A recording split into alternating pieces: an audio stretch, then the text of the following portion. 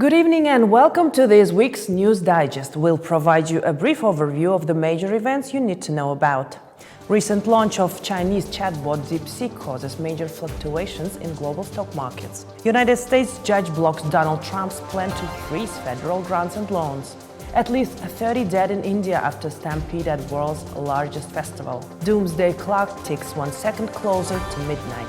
Head of state holds an expanded government meeting. Sharp VAT increase, a blow to businesses and rising prices.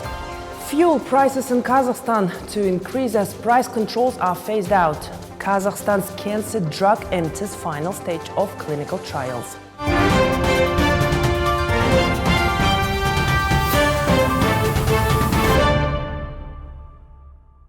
The recent launch of the Chinese chatbot DeepSeek has caused significant fluctuations in global stock markets. On January 27, 2025, the Nasdaq Technology Index fell by 3.1%, leading to a loss of approximately $1 trillion in market value for leading United States technology companies. NVIDIA was particularly affected, with its shares dropping by 17%, marking the largest single-day decline in the company's history. DeepSeek introduced its AI model R1, which was developed using less powerful chips and at relatively low costs. This has challenged the assumption that significant investments in expensive hardware are necessary to create competitive AI models. Previously, the United States imposed restrictions on the export of advanced chips, such as NVIDIA's A100 and H100 to China in an effort to slow down the development of Chinese AI technologies. However, despite these restrictions, Chinese research institutions and universities managed to acquire such chips through alternative supply channels. The success of DeepSeek highlights the ability of Chinese companies to adapt to restrictions and develop competitive technologies. This event has served as a wake-up call for the United States tech industry, signaling the need to accelerate its own AI advancements. In response to these events, shares of NVIDIA and other tech giants began recovering after the initial drop. NVIDIA's stock rebounded by 9%, Alphabet rose by 1.7%, and Microsoft gained 2.9%. However, analysts warned that the current situation could have long-term consequences for the global economy and requires close monitoring.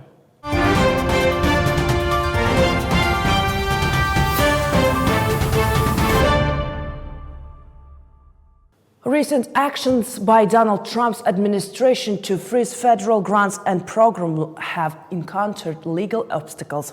Judge Lauren Alhan of the United States District Court for Washington temporarily blocked part of a White House order aimed at suspending federal funding. Earlier, the Trump administration issued a memorandum providing for the suspension of payments under several federal programs, including those assisting low-income groups. However, just minutes before the plan was set to take effect, a federal judge halted its implementation. These events come amid the administration's efforts to cut federal spending and reduce government ties. Notably, President Trump appointed billionaires Elon Musk and Vivek Ramaswamy as heads of the newly created Department of Government Efficiency, tasked with identifying and eliminating inefficient federal programs. However, such measures have raised concerns among experts and the public, particularly regarding potential cuts to programs supporting the most vulnerable populations. The legal challenges faced by the administration underscore the proximity and controversy of federal spending reforms. In the long run, these events could lead to a reassessment of approaches to managing federal programs and funding, as well as further legal battles that will determine the limits of executive power in budget policy.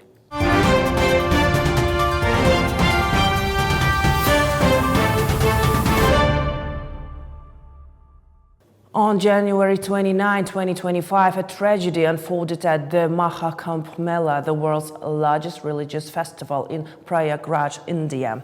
A stampede resulted in at least 30 deaths and around 60 injuries. The incident occurred in the pre-dawn hours when millions of pilgrims surged toward the confluence of the Ganges, Yamuna and the mythical Saraswati rivers to perform a sacred bathing ritual. The Maha Kumbh Mela is held held once every 12 years and attracts hundreds of millions of devotees.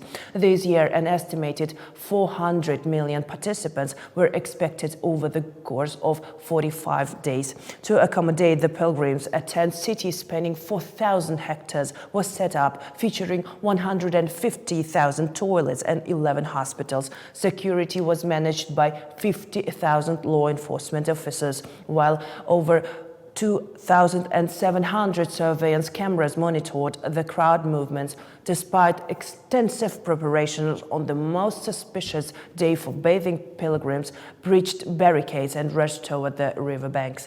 Many had been sleeping on the shore, further complicating the situation. Witnesses reported chaotic scenes of panic and inadequate coordination by security forces. Indian Prime Minister Narendra Modi extended his condolences to the families of the victims and assured that local authorities were providing all necessary assistance to those affected.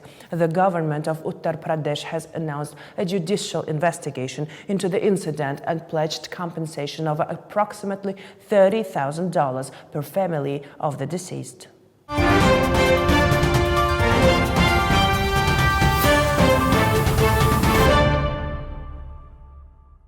The recent update to the Doomsday Clock has once again drawn attention to the global threats facing humanity.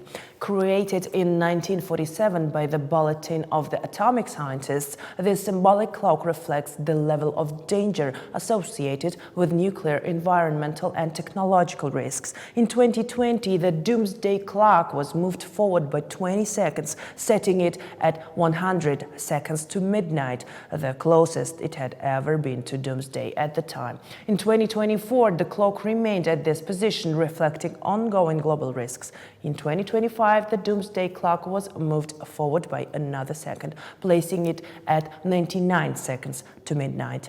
This decision was made against the backdrop of escalating geopolitical tensions, the expansion of nuclear programs in various countries, and worsening climate change. Notably, North Korean leader Kim Jong-un recently announced his intention to strengthen the country's nuclear capabilities, raising concerns within the international community. Additionally, the head of the French gendarmerie, Hubert Bonneau, warned of the possibility of more serious commitments in response to the current situation, which also affects global security.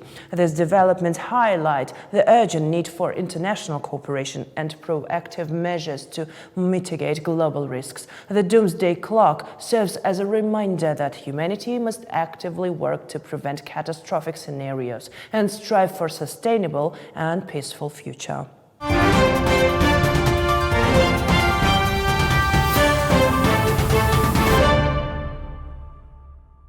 On January 28, 2025, President Kassym-Jomart Tokayev chaired an expanded meeting of the government of the Republic of Kazakhstan. The event was attended by the Prime Minister, members of the government, the chairman of the National Bank, regional governors, as well as heads of central governance agencies and national companies. During the meeting, the result of the country's socio-economic development over the past year were reviewed. President Tokayev noted that in 2024, Kazakhstan's national economy grew by 5.1%. However, he emphasized that despite the positive dynamics, significant efforts are still required to achieve the set goals.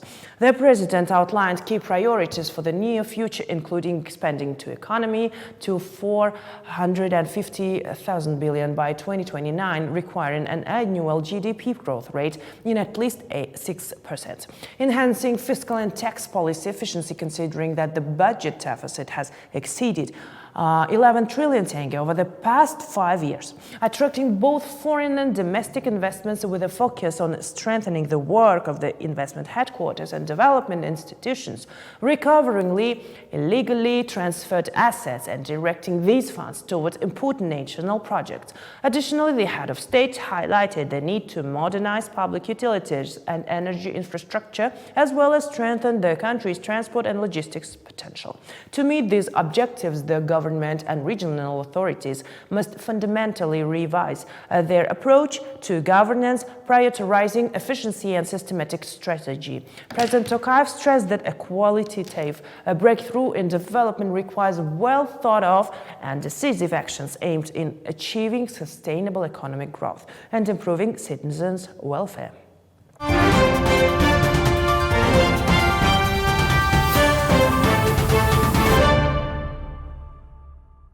Kazakhstan is currently discussing a government proposal to significantly increase the value-added tax VAT rate from the current 12 to 20%, while also lowering the threshold for mandatory VAT registration from 78 million tenge to 15 million tenge. At a recent expanded government meeting, Minister of National Economy Serhii Zhumangarin introduced the initiative aimed at reforming the tax system. The proposal includes not only raising the VAT rate but also reducing the tax burden on payroll expenses by eliminating the social tax and mandatory employer pension contributions, which the state budget is prepared to cover instead. Experts warn that these changes could have serious consequences for small and medium-sized businesses. Lowering the VAT registration threshold to 15 million tenge would mean that approximately 300,000 additional entrepreneurs would be required to pay VAT. This could lead to a shortage of qualified accountants capable of handling VAT calculations and increase the administrative burden on businesses. Moreover, raising the VAT rate to 20% will inevitably drive up prices for goods and services, especially for imported items such as clothing, electronics, and automobiles. Financial consultants point out that even small retail stores with a daily revenue exceeding 400,000 tenge would fall under the new regulation, making operations more challenging. While the proposed tax reforms aim to boost budget revenues and redistribute the tax burden, they could also place significant pressure on small and medium-sized enterprises, contribute to price increases, and provoke public dissatisfaction.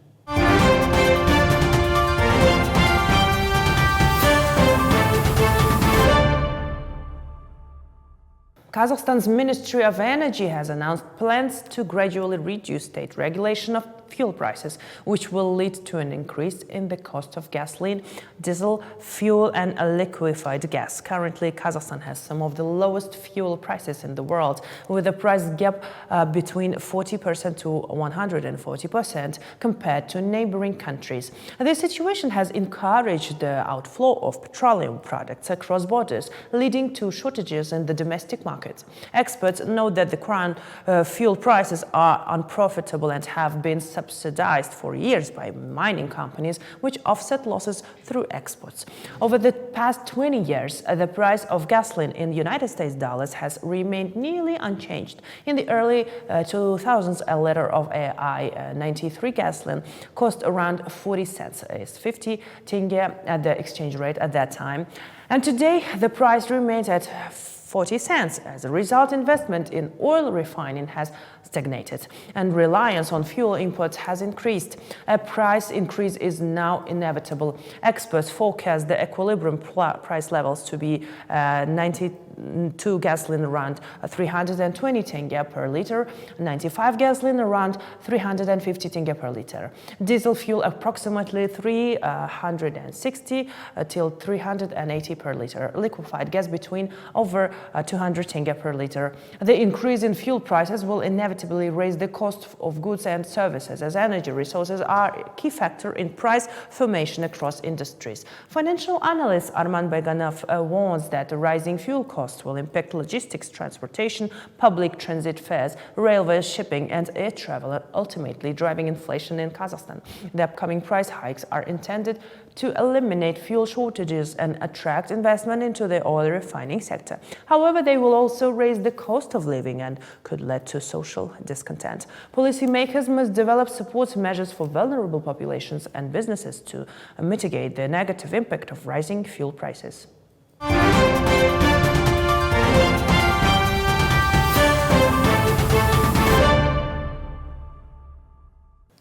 A Kazakhstan-developed cancer treatment drug is entering the final stage of clinical trials. The second phase of testing is expected to be completed by the end of this year, after which the drug is set to be registered. The development of this unique medication is being led by Professor Dost Sarbasov of Nazarbayev University. He highlighted the drug's universal nature and emphasized the importance of determining the cancer types most responsive to it. To achieve this, comprehensive genomic profiling of tumors is being conducted to enable precise patient analysis to bring the project to a successful conclusion. In Kazakhstan, approximately 200,000 people are registered with oncological diseases, over 400,000 new cases diagnosed annually. In Shymkent alone, around 105,000 new cases are reported each year, with more than 8,000 patients under medical observation. The most common types of cancer in the country include breast cancer, lung cancer, and colorectal cancer, while lung, stomach, and colon cancers have the highest mortality rates. The successful completion of clinical trials and subsequent registration of the new drug could significantly improve cancer treatment in Kazakhstan. Jahsılık Mavlianov, chief physician of the Shymkent Oncology Center, noted that the country already utilizes locally produced medications supplied by the Karaganda pharmaceutical complex and Almaty-based companies, alongside imported drugs distributed by SK Pharmacy. The new medication could complement these treatments and improve access to effective cancer care for patients. If the new drug successfully passes all clinical trial phases and proves effective and safe, it will mark a major breakthrough for Kazakhstani medicine.